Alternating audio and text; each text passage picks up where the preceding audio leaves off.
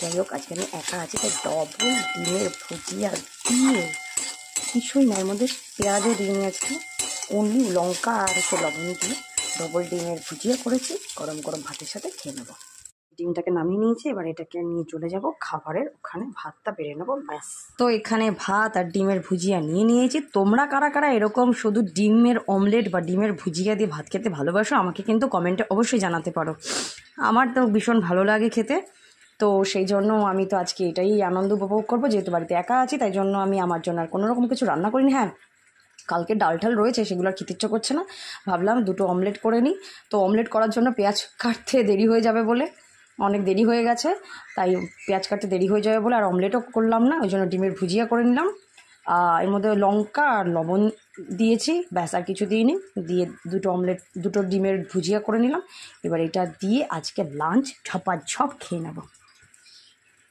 আমার তো ভীষণ ভালো লাগে, আমি ডিমের অমলেট দিয়ে রুটি, ডিমের অমলেট দিয়ে ভাত আমার খেতে খুব ভালো লাগে। আমি ডিম দিয়েই শুধু এক থালা ভাত খেয়ে নিতে পারি, ডিম সিদ্ধটা দিয়েও তাই।